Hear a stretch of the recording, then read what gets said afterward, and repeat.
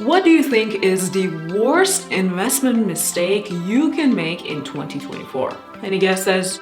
There's always the common investment mistakes of not investing based on facts, following your fears and the market's excitement, and of course the mistake of gambling in the stock market when you should focus on your long-term goals.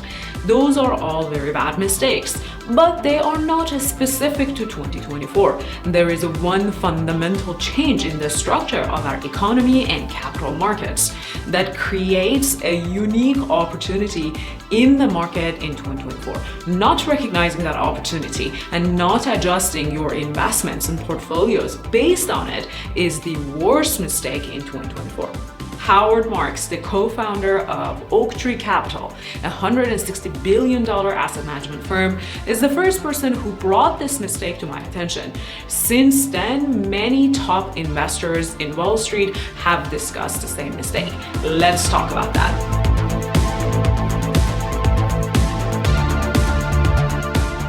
I'm Hoda, Mehr, founder and CEO of Stockcard, a fintech startup from California that helps you do your fundamental stock market research better and faster.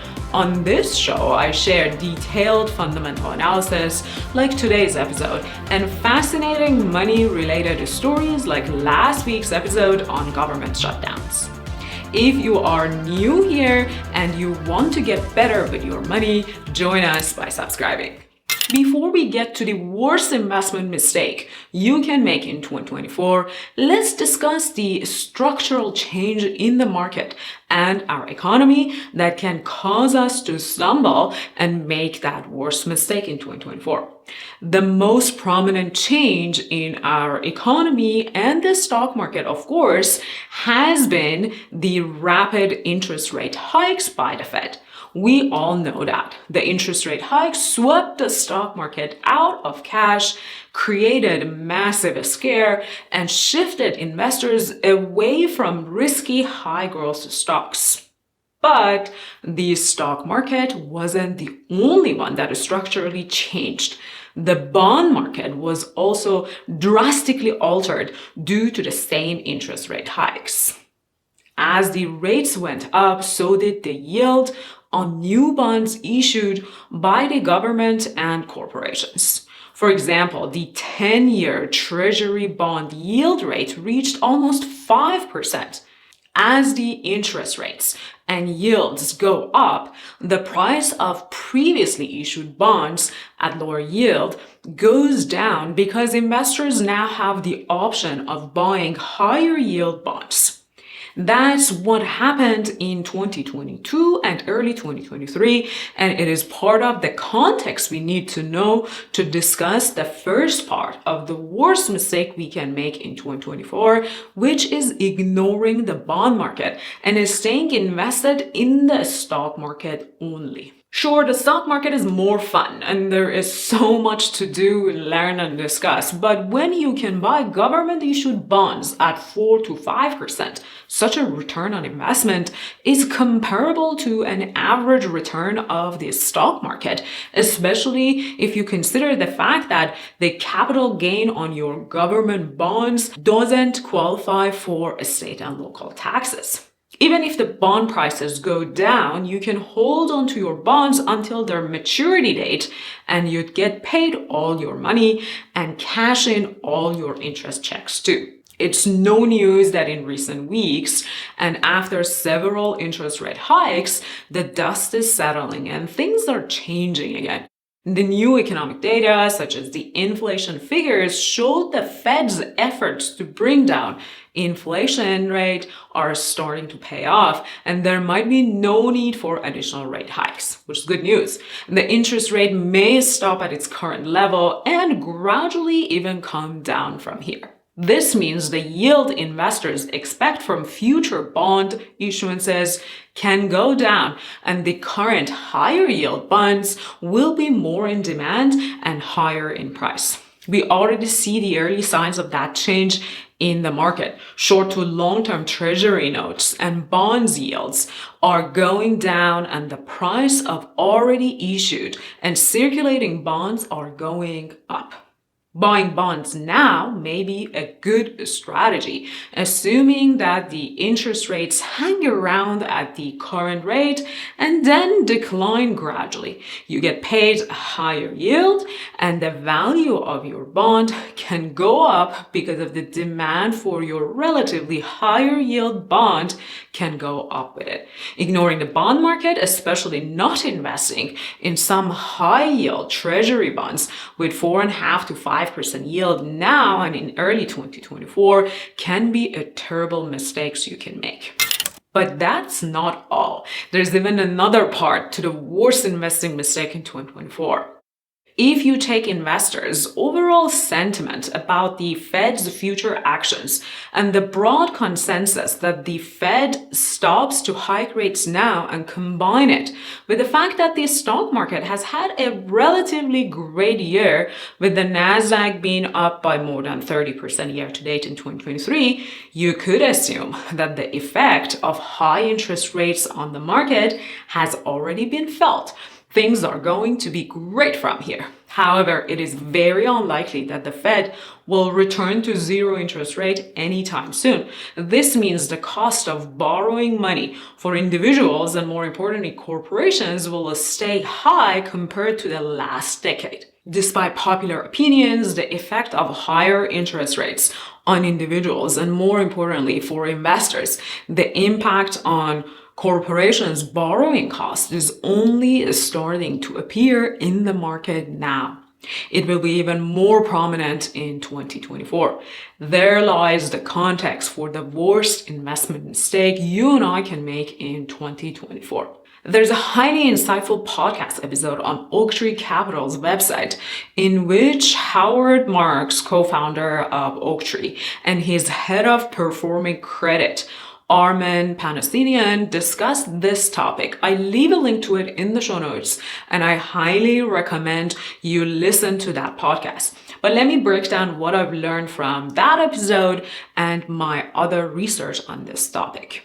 Why the bond and stock prices immediately saw the impact of higher interest rates in the form of lower prices and a risk-off period in 2022, the effect of the higher cost of borrowing capital will only show itself at company levels starting from now. Howard Marks argues that when interest rates hit zero during the low interest period, especially during COVID-19 era, companies borrowed many short-term loans to finance their long-term projects at an attractive low interest rate.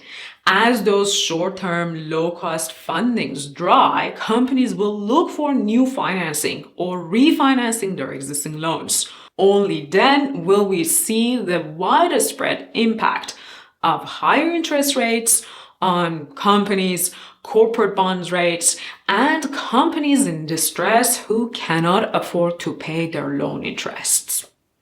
There are many companies with solid market demand and long-term positive outlook that will have to borrow money at higher yield due to short-term financing gaps. These companies tend to get lower credit ratings and have to pay much higher yields and are commonly called corporate junk bonds. According to Howard Marks, the credit market, the bonds market, will generate stock market-like returns at a 10% annual return or higher in coming years. This high expected return from the bond market is thanks to long-lasting higher interest rates and the massive expected need for refinancing commercial loans by companies in the new higher interest rate environment.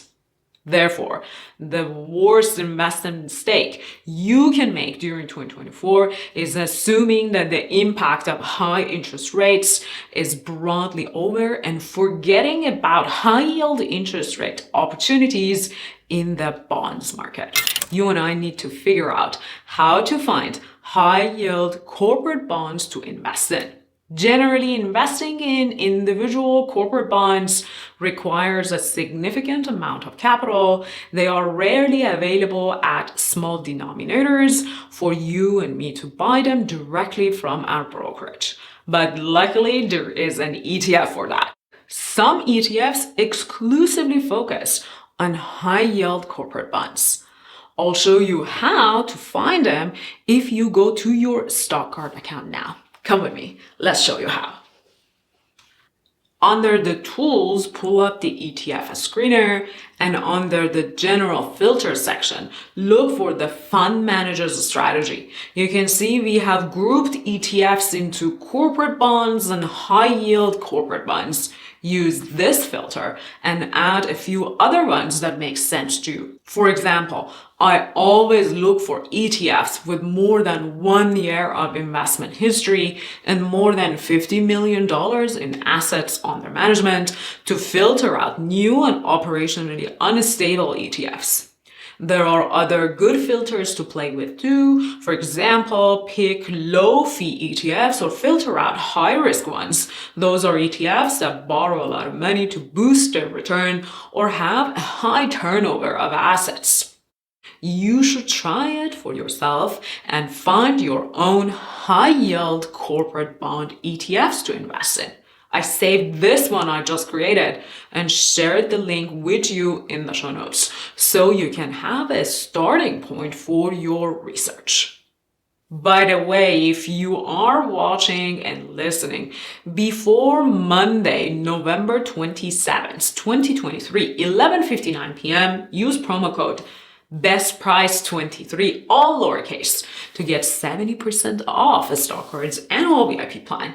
It's an exclusive, limited time Black Friday offer for new subscribers. If you're watching and listening any other time, use promo code WELCOME to get 20% off your first payment after the usual 40-day free trial. Now let's wrap up today's episode. The most important lesson we have to learn from this episode and this discussion today is that the market cycles bring new opportunities, but we must educate ourselves about them. What worked for our portfolios in the last decade may not work in the next decade. Talking about our portfolios and higher returns reminded me of another episode in which I talked about Rule 72 and how you can use it to double your portfolio faster. That's a good video to watch next and continue your investment education. I'll leave a link to it in the show notes and I'll see you next time.